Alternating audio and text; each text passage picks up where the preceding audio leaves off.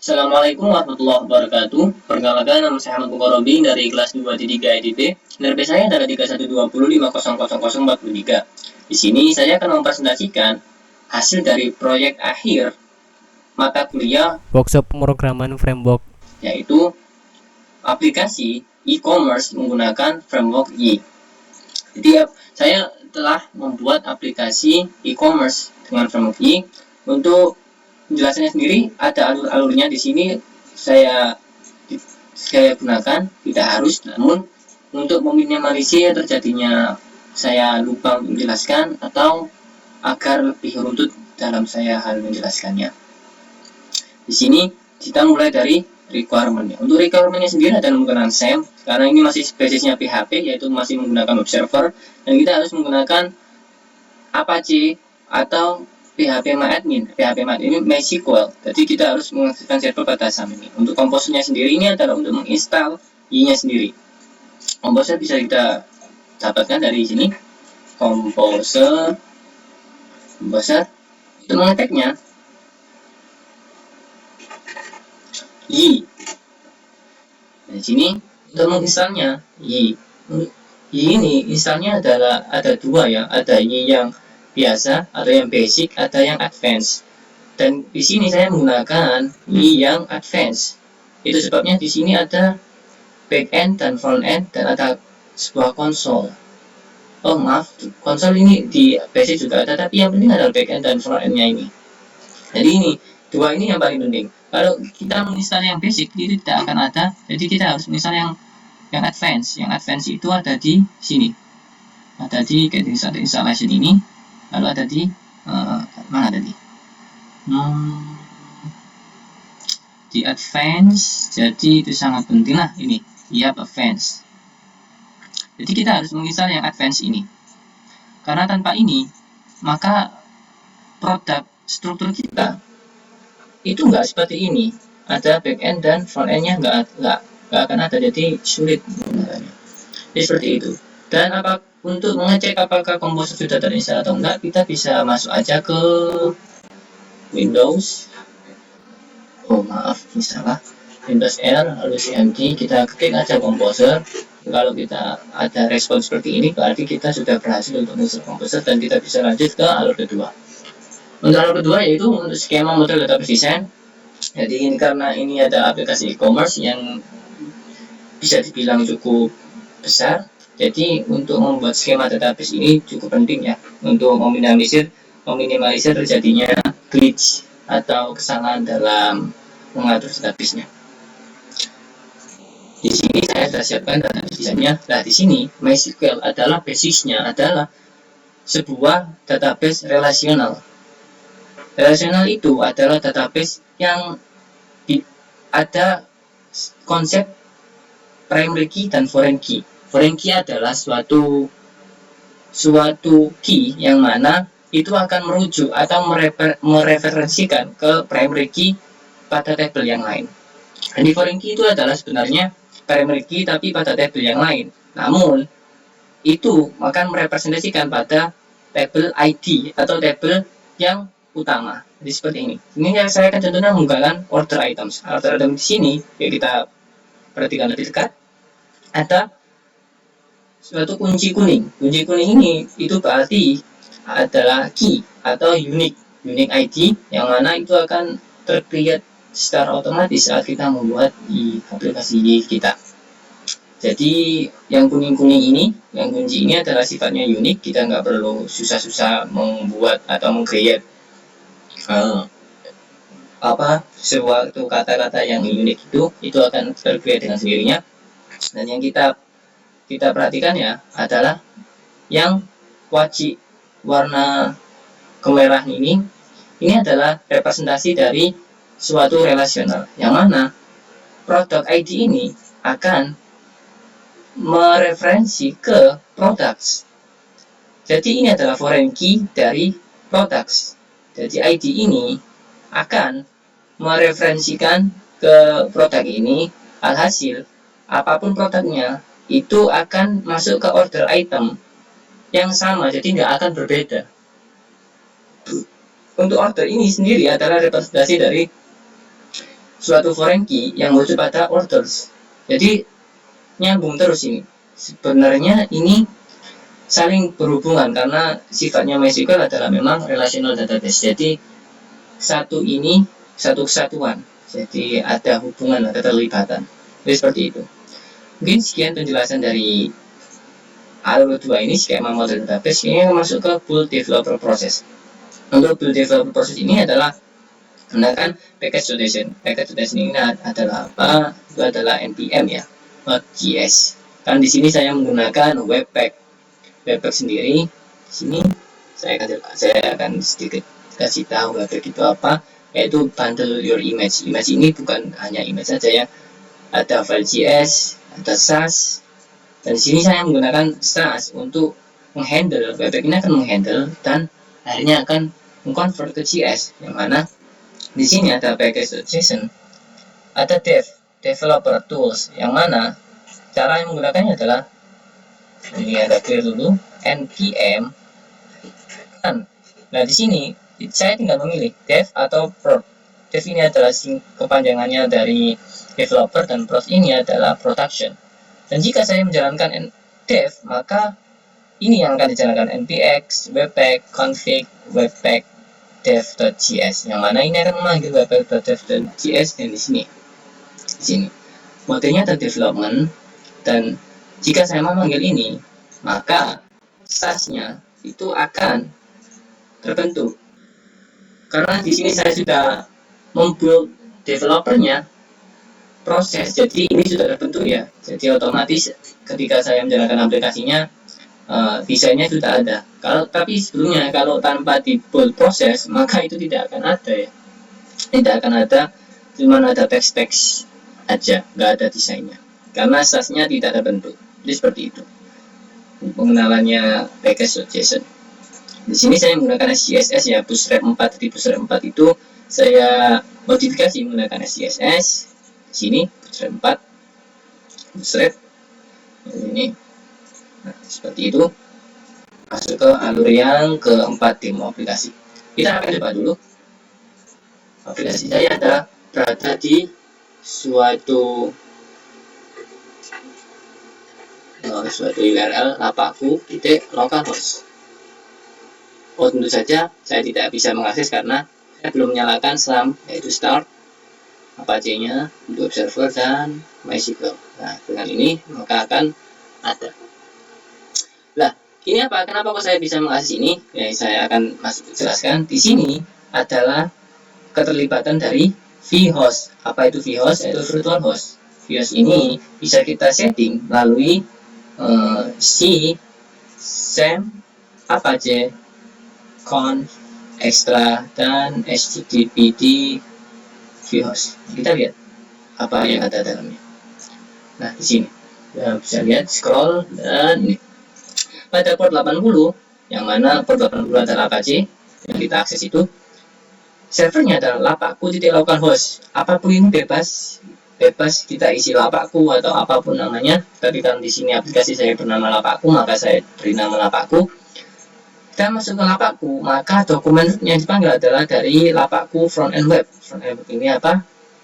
Masuk ke web dan indeks. Dan ini indeks ini yang akan dipanggil. Keseluruhan dari web dan yang utama adalah indeks yang akan dipanggil. Jadi ketika saya mengakses lapakku localhost, ini akan otomatis mengakses web pada front end ini. Oke, seperti itu. Begitu juga pada ini, back end. Apa yang akan saya dapatkan? Yaitu dari back end dan web. Seperti yang saya bilang tadi, kita akan sering masuk ke kita akan sering bekerja ke folder back end dan front end di ini. Jadi web ini akan terpanggil ketika saya mengetikkan back end lapakku. Seperti apa? Back end seperti ini. Lapakku, oh salah, backend titik lapakku localhost. Kita akan coba. Nah, seperti ini tampilannya. Oke. Untuk vhostnya kita masuk, dan kita akan masuk ke fitur-fitur aplikasinya. Oke. Sebelum itu ke login dan sign up. Sebelum ke login, pastinya kita harus sign up dulu. Dan sebelum itu kita akan cek dulu kita akan cek PHP admin. Dan di sini database-nya yang saya pilih adalah kita bisa lihat dari suatu config, dari common, lalu dari config, dari main. Nah, di sini sudah terlihat. Database yang saya pilih adalah Lapakku. Nah, di sini Lapakku. Dan servernya adalah 127.0.0.3308. Ini adalah bukan port default dari MySQL ya. Jadi ini port custom karena port defaultnya sudah kepakai ke PostgreSQL kalau di komputer saya ini. Jadi ini database Lapakku ini. Jadi keseluruhan folder Lapakku ini masuk ke database Lapakku ini. Seperti itu. Kita pilih Lapakku dan kita lihat users. Nah, di user ini sudah ada file-file yang sudah saya buat ya, udah data-data yang sudah saya buat sebelumnya karena untuk percobaan. Jadi ini saya hapus saja agar lebih realistis. Kosong dan kosong, harusnya ini sudah. Nah, di sini.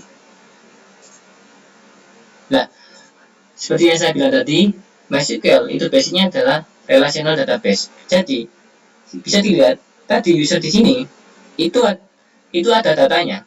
Namun karena user address ini seperti yang saya bilang tadi, user address ini adalah referensi foreign key dari users. Jadi jika usersnya tadi saya hapus, maka otomatis data pada user address itu akan terhapus. Begitu juga pada produk, harusnya tadi ada, dan jadi kalau kita refresh jadi hilang karena users adminnya yang meng-create jualan tadi itu hilang. Jadi ya hilang juga. Jadi seperti itu. Itu adalah salah satu keuntungan dari relational database. Jadi saling terhubung. Satu hilang, semuanya hilang. Jadi seperti itu. Dan satu tercreate, semuanya juga tercreate dan bisa lebih mandiri bekerjanya di situ. Oke, kita kembali ke pembahasan fitur. Fitur pertama adalah sign up. Sign up sendiri itu di sini. Kita coba untuk sign up. Kita coba apakah masuk. Sign up Ahmad Robin, masuk aja Robin. Emailnya adalah mungkin example@example.com. passwordnya Robin 12345. Oke, kita coba sign up. Boom. Dari sini ada proses sign up. Dan thank you for registration. Please check your inbox. Nah, di sini ada inbox. Inbox ini apa? Inbox ini adalah suatu email verifikasi. Jadi kita harus masuk ke verifikasi tersebut, mengklik linknya, lalu baru statusnya aktif. Kita tahu aktif dari mana? Di sini. Harusnya di user sudah ada. Nah, di sini. Ahmad Mukarrabin tadi adalah saya buat. Nah, di sini kita lihat, kita geser. Di sini ada status 9. Apa ini status 9? Dan apa ini admin? Kita akan mulai dari status 9. Status 9 ini adalah status keaktifan dari user tersebut. Jika user belum mengaktifkan atau mengklik link yang telah dikirim, maka statusnya masih 9. 9 ini berarti kalau kita login, nah coba Robin, maksudnya Robin 12345, tidak akan bisa. Nah, tidak akan bisa karena statusnya masih 9. Dari mana? Dari sini. Kita lihat aja. Control P, lalu users, terus PHP. Nah, di sini. Statusnya 9. 9 ini berarti tidak aktif ya. Status inactive. Status inactive karena tidak aktif maka tidak bisa login. Cara untuk mengaktifkannya adalah mengklik link yang dikirim. Link yang dikirim itu melalui website tadi. Jadi example.com tadi itu akan dikirimin suatu web verifikasi atau suatu pesan verifikasi dari Yi framework ini, yang mana di sini saya menggunakan dari Mailthread. Mailthread ini adalah suatu Mailthread.io. Ini karena saya sudah membuat users, jadi kita langsung masuk aja. Markup ini sangat membantu untuk pengecekan ya saat developing, membuat suatu aplikasi. Kita tidak perlu memasukkan ke lokal, karena seharusnya pesan-pesan yang ada masuk ke sini itu harusnya masuk ke lokal. Tapi karena kita setting di main lokal ini di mailtrap.io, jadi mailnya akan masuk ke sini. Kita lihat, nah masuk ke sini kan. Dan kita jika klik, setelah dikonfirmasi, kita lihat statusnya 9 ya. Kita lihat ke refresh dan akhirnya ada 10. 10 di sini berarti aktif. Kita akan coba apakah beneran aktif atau tidak. Kita refresh. Cancel aja. Kita dan masuk. Langsung masuk ya. Kita coba lagi. Robin dan Robin 1 2 3 4 5 login dan masuk ya. Oke, berhasil ya. Berarti statusnya ini, dan ini admin ini apa? Status admin ini berarti suatu status yang mana untuk mengakses backend-nya. Lah, user Robin ini tidak akan bisa mengakses backend-nya karena nggak logis ya, kayak user pembeli bisa mengakses database-nya atau mengakses dashboard adminnya, karena yang seharusnya bisa mengakses kan punya saja. Nah, kita coba aja Robin 1 2 3 4 5 dan tidak akan bisa karena status adminnya kosong. Lalu bagaimana caranya? Nah, ini masuk ke poin fitur admin sini. Tapi kita akan masuk ke user dulu, yaitu kita akan masuk card, tapi card karena belum ada datanya, kita masuk ke update user dulu. Kita masuk ke profile. Kita coba Robin 1 2 3. Kita 1 2 3 aja. 1 2 3 update. Berhasil terupdate. Kita lihat di database-nya apakah sudah berhasil terupdate juga dan berhasil terupdate juga. Oke, sudah berhasil, berarti untuk addressnya kita isi terserah aja ya. Bersih-bersih semua, kita update. Nah, ini bagaimana cara lihatnya? Kita lihat di user address saja. User ID 7. User ID 7 itu siapa? Saya. Jadi sesuai ya, bersih-bersih 544 tadi. Oke, sudah masuk. Oke, masuk ke lapakku tadi. Nah, di sini masih kosong. Dan bagaimana caranya saya membuat jualannya? Nah, bagaimana adalah dengan sini. Saya harus membuat admin user dulu dengan cara php y app create user admin. Namanya sembarang, saya kasih admin dan passwordnya admin juga aja. Salah. Create admin user ya, salah saya. Create admin user, namanya adalah admin. Kita coba dan berhasil. Jika kita lihat pada database-nya users dan admin. Oke, sudah berhasil. Statusnya adalah admin 1 berarti kita akan coba apakah bisa masuk admin dan bisa masuk. Oke. Nah, di sini adalah puncaknya. Di sini adalah sebuah proses CRUD terjadi. Jadi di sini kita bisa lihat proses CRUD dengan cara create product. Lalu namanya adalah Al-Quran. Saya nggak kepikiran lagi, Al-Quran dulu Karim. Product image yang mana masukkan saya masuk product image. Lah di sini price-nya kita isi 1000 aja. Kita coba tanpa centang publish dulu. Save dan berhasil. Oke, di sini saya akan menjelaskan. Di sini statusnya adalah draft, yang mana pada products sudah tercreate ya, dan statusnya adalah 0. Nah, ini berarti seperti yang saya jelaskan tadi, statusnya draft. Draft berarti tidak akan ada di sini, tidak akan masuk di sini. Caranya adalah dengan mengupdate-nya dan menceklis kotak publish tadi. Tapi sebelum itu, ini adalah create. Jadi create ini sudah berhasil ya.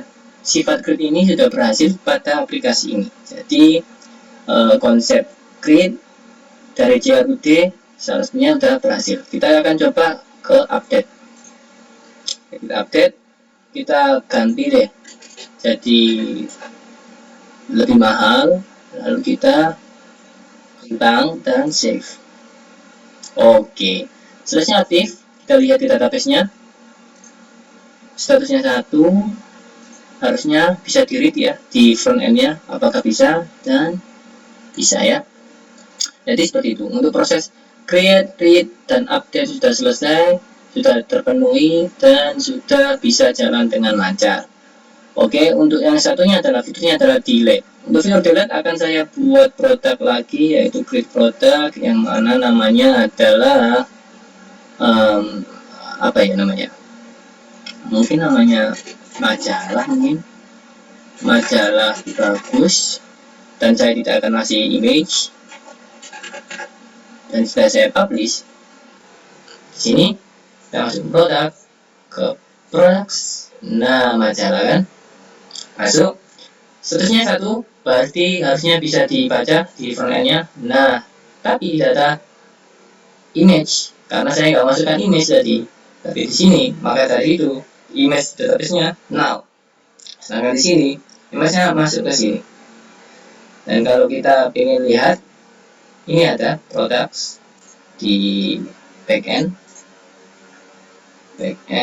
models di mana common models console model. Oh, saya lupa karena terlalu banyak. Oke, kita lupakan saja. Jadi masuk ke database image-nya, namun dengan hash, di hash ya, apa ya? Jadi nggak tahu. Nah, di sini kita akan testing untuk format delete-nya. Dari create, read, update-nya sudah selesai, dan kita coba delete. Kita delete. Oke, dan terhapus. Dan apakah di sini sudah terhapus juga? Terhapus. Dan apakah di sini sudah terhapus juga? Dan terhapus. Jadi fungsionalitas CRUD create, read, update adalah di sini pada aplikasi ini sudah terpenuhi. Oke, kita lanjut ke fitur aplikasi user yang sebelumnya adalah card. Di sini tinggal card. Kita akan coba card, add to card, masuk ke card. Nah, di sini card ini harusnya masuk ke card items. Nah, ada product ID, produknya produk 4 ID-nya yang dibeli adalah Al-Quran, benar. Lalu yang memesan ID-nya nggak ada ya, yang karena masuk ke order harusnya. Tapi di sini card item cuman ada produk ID-nya. Nah, di sini kita akan ubah kuantitinya, harusnya di sini juga berubah. Dan berubah, berhasil ya. Kita check out, dan sayangnya di sini untuk fungsionalitas pembayarannya saya belum bisa mengimplementasikan. Jadi kalau saya check out hasilnya akan error. Oke. Nah, mungkin sampai situ saja fiturnya, nggak sampai pembayaran. Dan kita coba fitur terakhir, yaitu fitur logout. Oke, untuk fitur logout ini kita akan coba logout, dan udah berhasil. Oke, seperti itu. To orders di sini unpaid statusnya karena saya tidak bisa membayar tadi, dan harusnya di database-nya, di ordernya sudah ada juga, tapi PayPal ordernya null karena saya nggak bisa mengintegrasikan, sampai terbatasi saja transaksi 0, price-nya dan statusnya 0 karena saya belum bayar, unpaid. Jadi seperti itu. Oke, unpaid products. Oh ya, aplikasi saya bernama Lapakku ya, dan dibuat oleh saya. Lalu kita akan masuk ke penjelasan kode program. Kita akan menjelaskan lebih sedikit aja, karena tadi sudah saya singgung beberapa. Oke, di sini saya silang dulu. Nah, di sini yang paling penting adalah dari back end dan front end. Oke, back end kita akan jelaskan sedikit. Di sini ada back end, ada login form, ada password reset. Di sini untuk password reset sesuai namanya, dan ada controller. Ini untuk mengontrol site, dan ini untuk mengontrol data. Ini untuk mengontrol order. Nah, order ini nggak bisa karena tadi sudah saya contohkan error. Jadi seperti itu. Untuk web ini ada image, ada JS, ada vendor. Ini nggak terlalu penting karena ini cuma tampilan yang pada akhirnya akan membentuk tampilan seperti ini. Karena ini template ya, template Bootstrap 4 seperti itu. Lalu ada front end, ya jelasan front end di sini penting itu menggunakan SCSS. Seperti yang saya jelaskan tadi, SCSS menggunakan Webpack untuk bundlernya. Lalu pada views ada masing-masing tampilan sendiri, ada index. Di sini ada seperti yang saya jelaskan tadi, ada ini setiap ada card, ada item, maka akan ditampilkan sesuai sehingga hasilnya akan seperti ini. Nah, seperti ini. Oh, saya enggak. Nah, seperti ini. Jadi seperti itu. Index, untuk card, untuk layout, mainnya, lalu untuk site, ada products, ada index, dan jika ada error. Dan ini webnya, dan yang penting ini yang dipanggil saat saya masuk ke lokaku.localhost. Jadi seperti itu. Lalu mungkin untuk untuk node modules ini adalah suatu package yang dipanggil ketika kita menjalankan npm install. Maka dari itu package.json dan package.json ini juga terbentuk dengan sendirinya. Oke. Jadi seperti itu untuk dependensi yang saya pakai, developer CSS loader, ini untuk SCSS-nya, ada webpack juga, webpack CLI, ada style loader, size juga. Nah, maka dari itu saya jalankan seperti ini, npm install, maka itu otomatis akan membuat folder node modules. Lalu untuk background dan vendor ini apa? Background dan vendor ini adalah suatu folder yang terbentuk secara otomatis ketika kita menjalankan command, yaitu composer install. Jadi saat kita menjalankan composer install, maka dia akan meng-create secara otomatis vendor dan background. Jadi saat kita seumpama project kita ini kita up ke GitHub, maka folder background dan vendor ini tidak perlu kita cantumkan. Itu sebabnya pada git ignore kita bisa lihat pada git ignore background dan vendor itu tidak masuk pada sebuah git ketika kita mengupload, karena vendor ini dan background ini cukup besar ya, kalau diupload ke hostingan itu memakan banyak tempat, jadi nggak guna juga, karena saat kita jalankan composer install juga otomatis tercreate. Jadi di git ignore tercantumkan bahwasanya tidak perlu dicantumkan. Lalu untuk environment sendiri ini adalah untuk webpack, ini akan terbentuk ketika kita menjalankan development mode pada webpack tadi. Jadi seperti itu. Oke, mungkin sekian penjelasan kode program yang pada project pada kali ini. Kurang lebihnya mohon maaf. Ma'asabaka min hasanatin faminallah, ma'asabaka min sayyi'atin famin nafsik. Jika ada kata-kata yang mulia, yang baik yang keluar dari mulut saya, maka itu semata-mata pertolongan dari Allah. Dan jika ada kata-kata yang buruk yang keluar dari mulut saya, maka itu semata-mata dari saya sendiri. Maka dari itu saya mohon maaf yang sebesar-besarnya. Terima kasih telah menonton video presentasi proyek akhir e-commerce yang telah saya buat ini. Akhirul kalam, wassalamualaikum warahmatullahi wabarakatuh. Terima kasih.